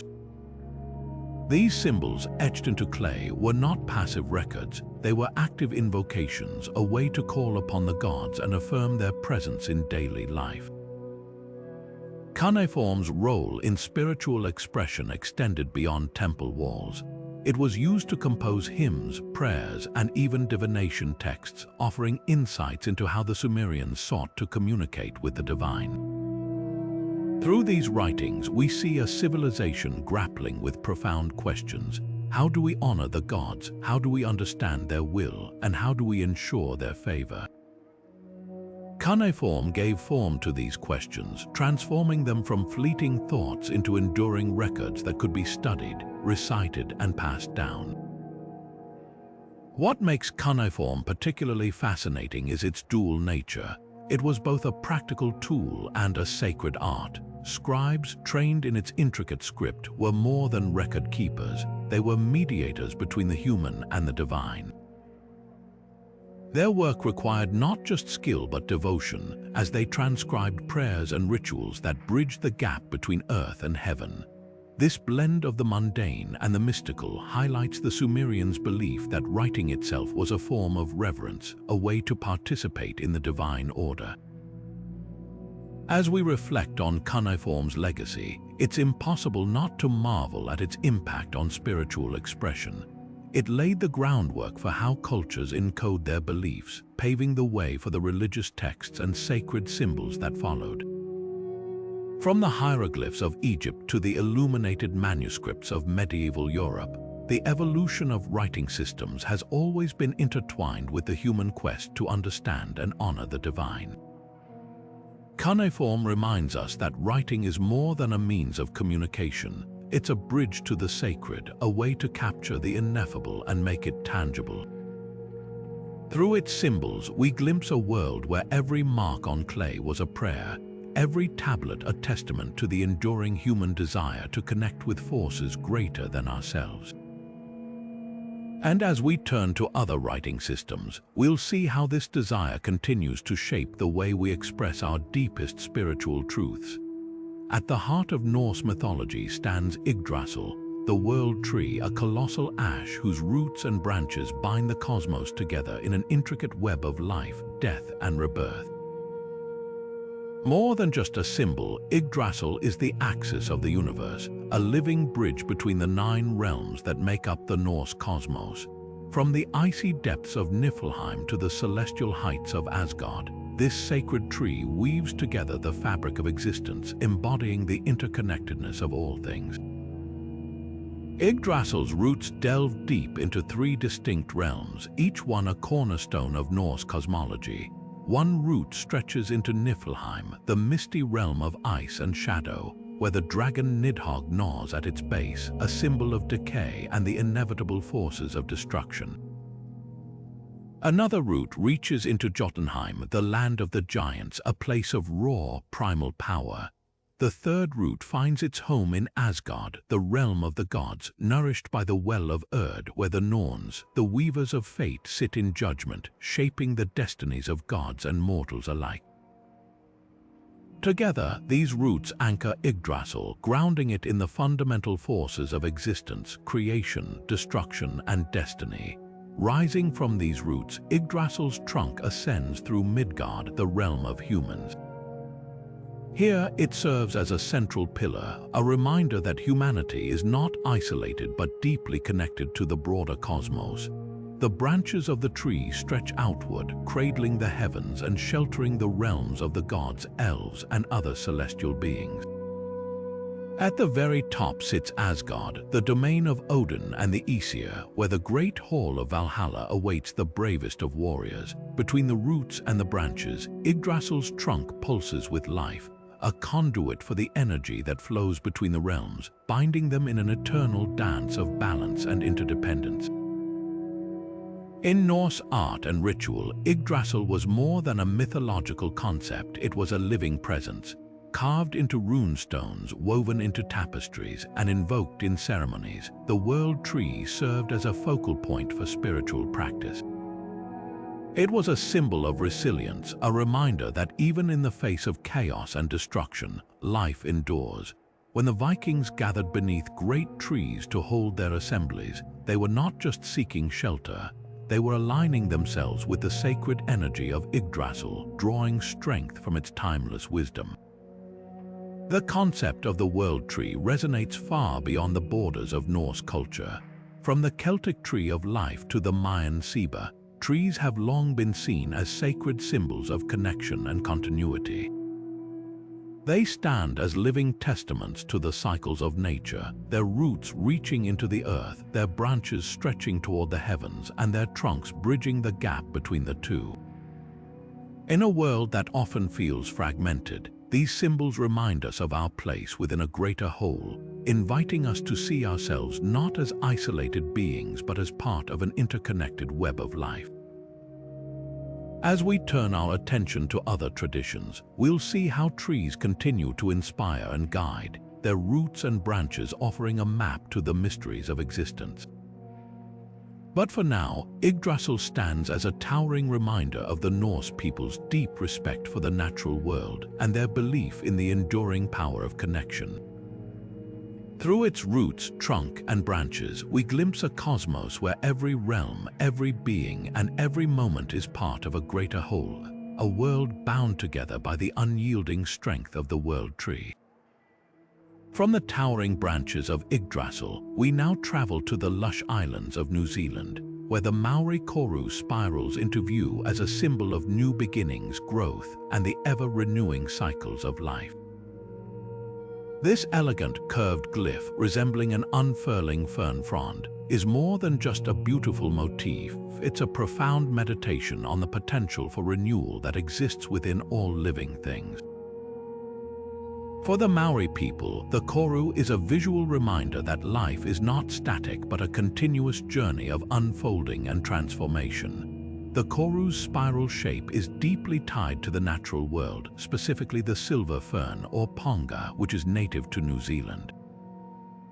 As the fern frond unfurls, it reveals its delicate curled tip, a process that mirrors the unfolding of life itself. This imagery resonated deeply with the Maori, who saw in the koru a reflection of their own spiritual beliefs. The spiral represents not just physical growth but also the expansion of the soul, the journey from potential to actuality, and the eternal return to beginnings. It's a symbol of hope, resilience, and the promise that every ending carries the seed of a new start. In Maori art, the koru is a central motif, appearing in intricate carvings, woven flax designs, and traditional tattoos or tamoko. Each representation carries layers of meaning, from personal growth to ancestral connections. For example, a koru tattoo might symbolize a person's journey through life, their relationship with their family, or their connection to the land. The spiral's curves are often interwoven with other symbols, creating a narrative that is both deeply personal and universally resonant. The koru also plays a vital role in Maori rituals and ceremonies. During welcoming ceremonies or pauhiri, the koru is often invoked as a symbol of hospitality and the renewal of relationships. It's a reminder that every meeting is an opportunity for growth and connection, a chance to weave new threads into the fabric of community. In this way, the Koru becomes more than a symbol, it's a living practice, a way of being that honors the cycles of life and the interconnectedness of all things. What makes the Koru particularly compelling is its simplicity and universality. While it is distinctly Maori, its themes resonate across cultures and eras. From the spirals of Celtic art to the lotus motifs of Buddhist tradition, the idea of renewal and growth is a shared human experience. The Koru, with its elegant curves and profound symbolism, invites us to see the world not as a series of isolated events, but as a continuous spiral of beginnings and endings, each one an opportunity for transformation. As we prepare to explore symbols of renewal in other cultures, let's take a moment to appreciate the Koru's timeless wisdom. It's not just a relic of the past, it's a living symbol, a guide for those navigating the complexities of life and seeking to embrace the potential for growth and renewal. Through its graceful spiral, we glimpse a world where every moment is a chance to begin again, where the cycles of nature and the soul are deeply intertwined, and where the promise of new beginnings is always within reach. With this in mind, let's turn our gaze to other traditions where symbols of renewal take on new forms and meanings, each one a testament to humanity's enduring belief in the power of transformation and the eternal dance of life.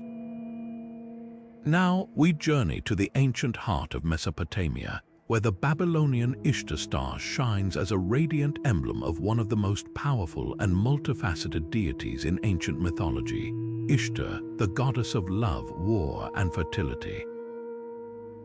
This eight-pointed star, often depicted with a central circle, is more than a celestial symbol, it's a visual invocation of Ishtar's divine presence, a reminder of her influence over both the heavens and the earth. For the Babylonians, the Ishtar star was a beacon of her power, a way to call upon her blessings in times of both celebration and conflict. The star's 8 points are deeply significant, each one representing a facet of Ishtar's dominion. As the goddess of love, she was celebrated for bringing passion and connection into the world. As the goddess of war, she was revered for her strength and strategic prowess, guiding armies to victory. And as the goddess of fertility, she was honored for her role in ensuring the abundance of crops and the continuation of life. These three domains, love, war, and fertility, might seem contradictory at first glance, but they reflect the complexity of human experience, the interplay of creation and destruction, connection and conflict that defines existence. The Ishtar star's connection to the planet Venus adds another layer of meaning. Known as the morning and evening star, Venus's dual appearance in the sky mirrored Ishtar's own duality as a goddess of both light and shadow. Her ability to move between realms, whether between love and war, or the heavens and the underworld, made her a figure of transformation and transition. The eight-pointed star became a cosmic map, a way to align earthly rituals with the movements of the heavens and the rhythms of the goddess herself. In Babylonian art and architecture, the Ishtar star was a recurring motif, adorning temples, city gates, and ceremonial objects. One of the most iconic examples is the Ishtar Gate of Babylon, a towering structure covered in glazed blue bricks and adorned with images of lions, bulls, and dragons, all sacred to Ishtar. The gate was more than an architectural marvel. It was a spiritual threshold, a place where the divine and the mortal intersected. Passing through it was believed to invoke Ishtar's protection and favor, ensuring prosperity and safety for the city and its people. Rituals honoring Ishtar often incorporated the star as a focal point. Priests and priestesses would inscribe it on amulets, weave it into ceremonial garments, or carve it into altars, using its power to channel the goddess's energy. During festivals, the star was illuminated in processions, its light guiding participants through sacred dances and offerings. These acts were not just symbolic, they were a way to actively engage with Ishtar's presence, to draw her into the lives of her devotees and seek her guidance in matters of the heart, the battlefield, and the harvest. What makes the Ishtar star so compelling is its ability to encapsulate the complexity of divinity. It's not just a symbol of a single aspect of life, but a reflection of the full spectrum of human experience: love and war, creation and destruction, light and shadow. This duality resonates across cultures, from the Egyptian Ankh to the Hindu yin-yang, each one exploring the interplay of opposites that defines existence. As we prepare to explore other celestial symbols in spiritual traditions, let's take a moment to reflect on the Ishtar star's enduring legacy. It's not just a relic of the past, it's a reminder of humanity's timeless quest to understand the forces that shape our lives and to find meaning in the stars above. Through its 8 radiant points, we glimpse a world where the divine is both near and far, where the heavens and the earth are deeply intertwined, and where the power of a single symbol can illuminate the mysteries of existence. With this in mind, let's turn our gaze to other cultures where the stars have served as guides, protectors, and sources of inspiration, each one weaving its own story into the vast tapestry of human spirituality.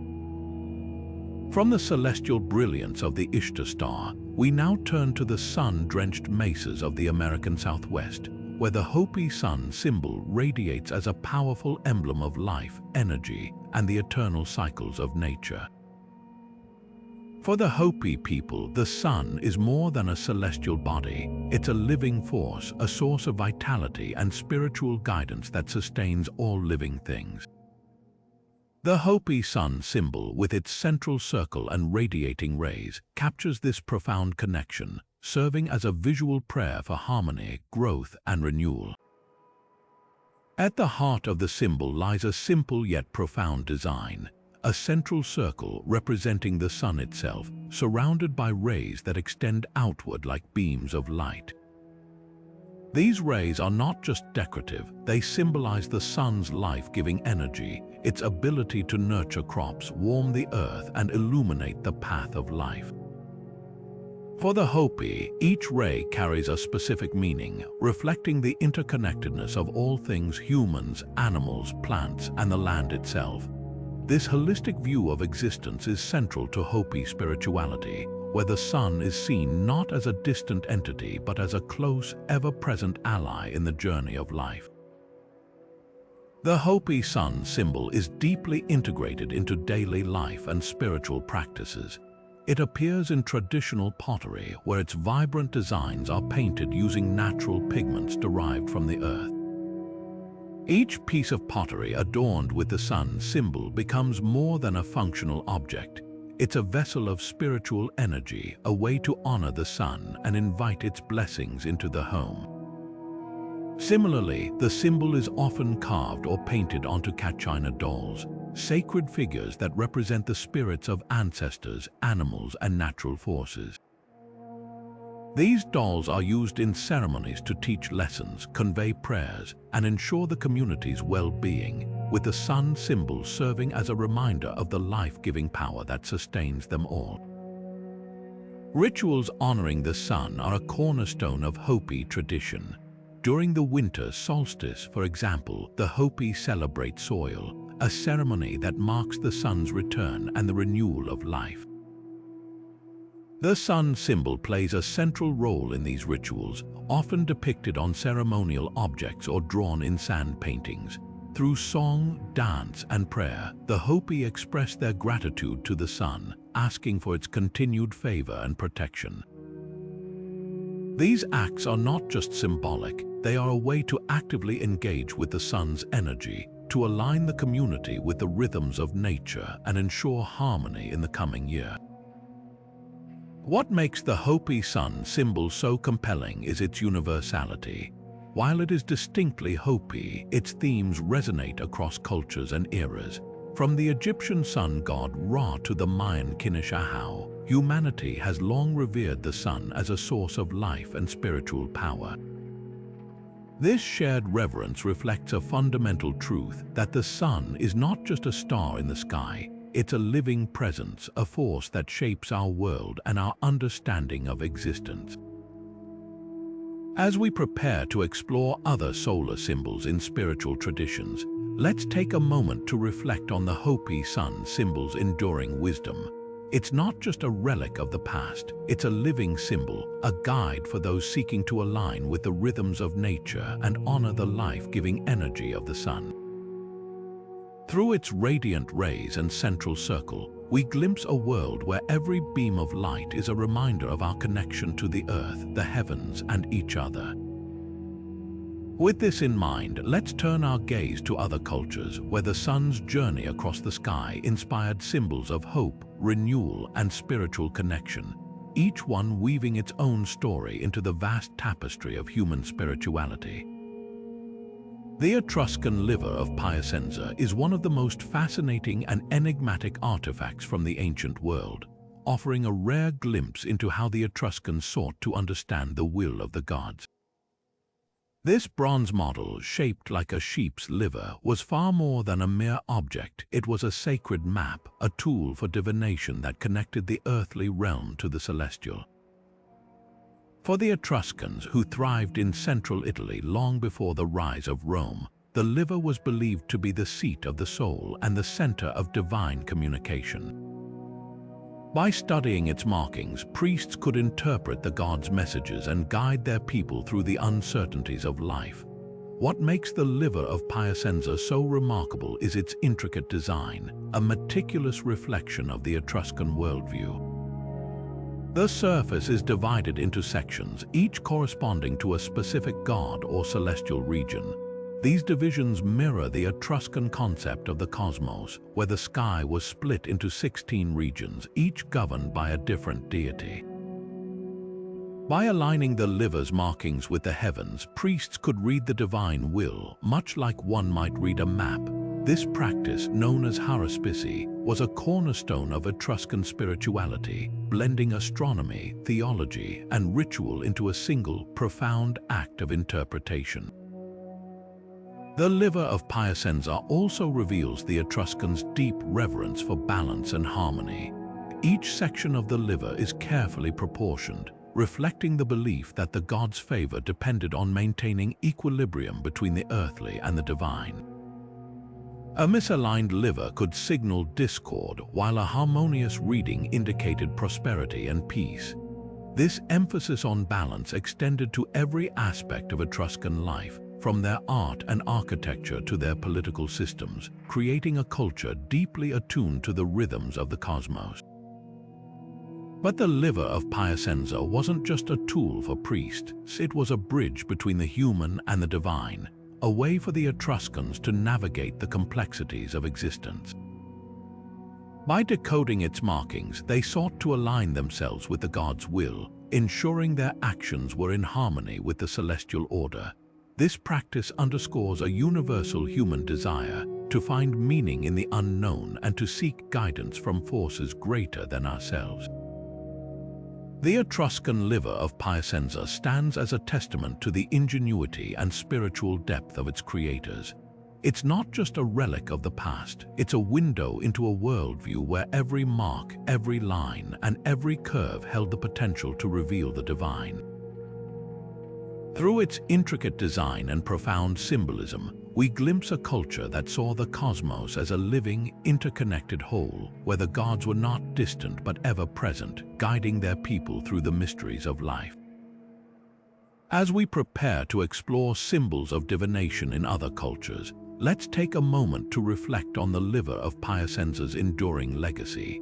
It's a reminder that the quest to understand the divine is as old as humanity itself, a journey that takes countless forms across time and space. From the casting of lots to the reading of omens, these practices reveal a shared human desire to connect with the sacred and find meaning in the unknown. With this in mind, let's turn our gaze to other traditions where symbols of divination take on new forms and meanings, each one weaving its own story into the vast tapestry of human spirituality.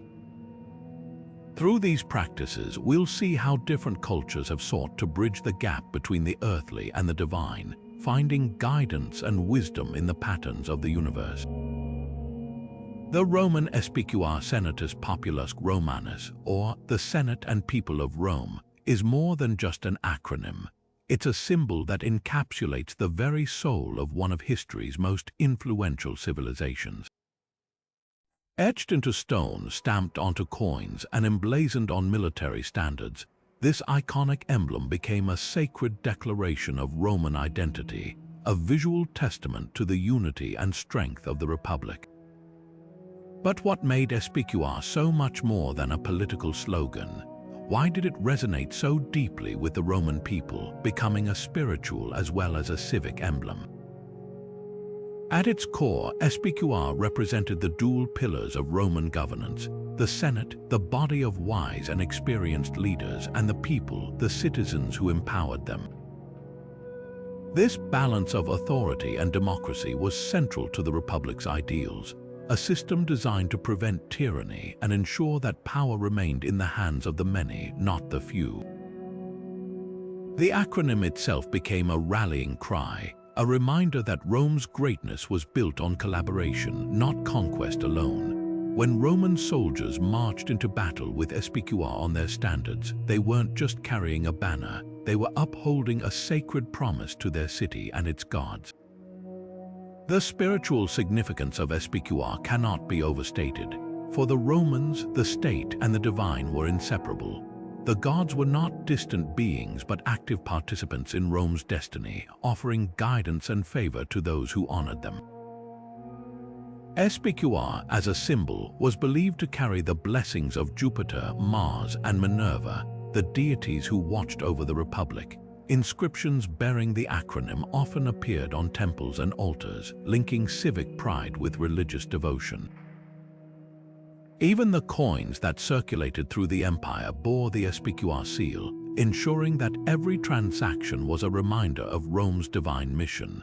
This fusion of the political and the sacred made Espicuar a powerful tool for unity. During times of crisis, the symbol served as a call to arms, a reminder that the Republic was not just a government but a shared destiny.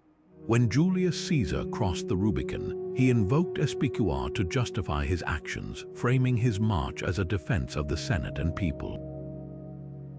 Similarly, Augustus, the first Roman emperor, used the symbol to legitimize his rule, presenting himself as the guardian of Rome's traditions and divine favor. What's striking about Espicuar is how it transcended its original meaning, evolving from a political slogan into a cultural and spiritual icon. Even after the fall of the Republic, the symbol endured, a testament to the enduring power of its ideals. Today, Espicuar can still be seen throughout Rome, carved into ancient ruins and modern monuments alike, a reminder of a time when the Senate and people stood as one, guided by the will of the gods. This interplay between the political and the spiritual is a recurring theme in human history. Across cultures, symbols of governance often carry deeper meanings, reflecting not just the power of rulers but the values and beliefs of the people they serve. As we've seen with the Roman Espicuar, these symbols are more than mere markers of authority. They are expressions of identity, unity, and the divine favor that binds a civilization together. As our exploration of these 30 mysterious glyphs and runes comes to a close, we're reminded that every symbol tells a story, not just of the past, but of the enduring human quest to find meaning, connection, and purpose. Through these ancient marks, we glimpse the beliefs, hopes, and fears of those who came before us, and perhaps we find a little of ourselves reflected in their timeless designs. The Byzantine Chi-Rho, a symbol as striking as it is sacred, stands as one of Christianity's most enduring and powerful emblems.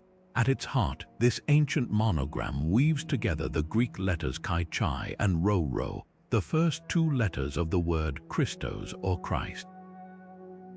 But the Chi-Rho is far more than a clever abbreviation. It's a visual declaration of divine triumph, a symbol that encapsulates the core of Christian faith, the victory of Christ over death and the promise of salvation for all who believe. The story of the Cairo begins in the early days of the Roman Empire, when Christianity was emerging from the shadows. According to legend, the symbol gained prominence during the reign of Emperor Constantine the Great, who reportedly saw a vision of the Cairo in the sky before the pivotal battle of the Milvian Bridge in 312 CE. Accompanied by the words, "In hoc signo vinces," "In this sign you shall conquer," the vision inspired Constantine to adopt the Cairo as his military standard, leading his troops to victory and paving the way for Christianity's rise as the dominant faith of the empire. This moment marked a turning point not just for Christianity but for the Cairo itself. Once a secret symbol used by persecuted believers, it became a public declaration of faith emblazoned on shields, banners, and coins. Its bold, intersecting lines were easy to recognize and impossible to ignore, a visual shorthand for the transformative power of Christ's message. Over time, the Cairo evolved from a military emblem into a universal symbol of divine protection, appearing in churches, manuscripts, and sacred art across the Byzantine Empire and beyond. In Byzantine art and architecture, the Cairo took on a life of its own. It adorned the walls of basilicas where its presence served as a reminder of Christ's eternal reign. In illuminated manuscripts, it often appeared at the beginning of gospel texts, marking the sacred words as divinely inspired. And in mosaics, it was surrounded by intricate patterns and golden tesserae, its radiant design reflecting the glory of heaven itself. Each representation carried layers of meaning, from the theological Christ as the light of the world, to the practical, offering believers a tangible symbol of hope and protection. But the Cairo's power lies not just in its design but in its adaptability. While it originated in the Greek-speaking world, it transcended linguistic and cultural barriers, becoming a unifying symbol for Christians everywhere. In the West, it appeared on sarcophagi and baptismal fonts, marking the transition from earthly life to eternal salvation. In the East, it was woven into the fabric of daily worship, a constant reminder of Christ's presence in every aspect of life. What makes the Cairo particularly fascinating is how it reflects the evolution of faith itself. From its humble beginnings as a secret symbol to its prominence as a public emblem of divine authority, it mirrors the journey of Christianity from a persecuted sect to a global faith. Its enduring legacy is a testament to the power of symbols to inspire, unite, and transform. As we reflect on the Cairo's story, we're reminded that symbols of faith are never static. They evolve, adapting to new contexts and cultures while retaining their core meanings. From the early Christian catacombs to the soaring domes of Byzantine churches, the Cairo has stood as a beacon of hope, a reminder that even in the darkest times, the light of faith endures. This journey through the world of sacred symbols invites us to consider how faith is expressed across time and space, each culture finding its own way to connect with the divine. And as we prepare to explore the final glyph in our series, we'll see how these symbols continue to shape our understanding of the sacred, bridging the gap between the earthly and the eternal.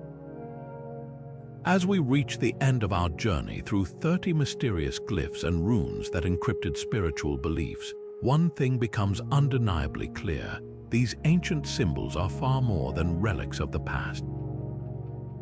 They are timeless bridges connecting us to the hearts and minds of those who came before, whispering secrets of connection, protection, and transformation that still resonate today.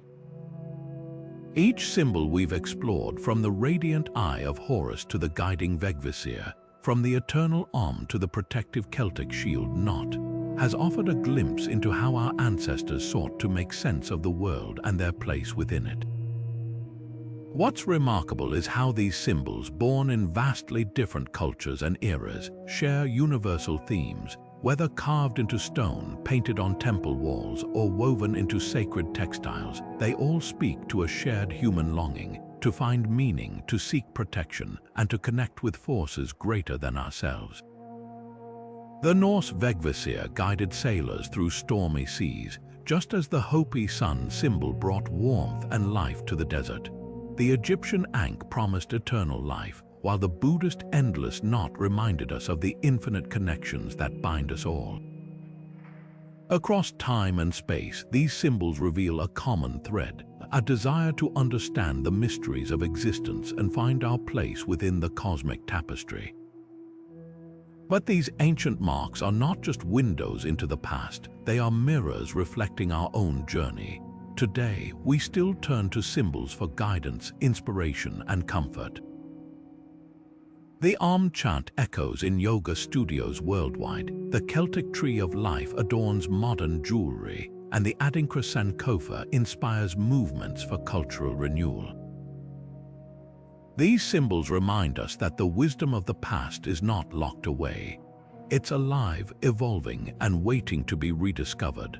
They invite us to pause, reflect, and consider how their lessons might illuminate our own lives. As we close this exploration, I encourage you to dive deeper into the stories behind these glyphs and runes. Whether through research, art, or personal reflection, there's so much more to uncover. What do these symbols mean to you? How might they inspire your own journey of growth and discovery? The beauty of these ancient marks lies in their ability to spark curiosity and ignite the imagination, inviting us to see the world and ourselves in new ways. Before we part ways, I'd love to hear your thoughts. Which of these symbols resonated most with you? Did a particular glyph or rune spark a new perspective or insight? Share your reflections in the comments below. Let's keep the conversation alive. And if you've enjoyed this journey through the mysteries of the past, don't forget to subscribe and hit the notification bell so you never miss an exploration into the wonders of history, spirituality, and the human experience. As we step away from these ancient symbols, let's carry their wisdom with us. They remind us that the mysteries of the past are not distant or irrelevant. They are alive, waiting to inspire and guide us into the future. So, let's keep the spirit of curiosity burning bright, because the stories we uncover today may just light the way for generations to come. Thank you for joining me on this journey, and until next time, keep exploring, keep questioning, and keep discovering the magic that lies hidden in the world around us.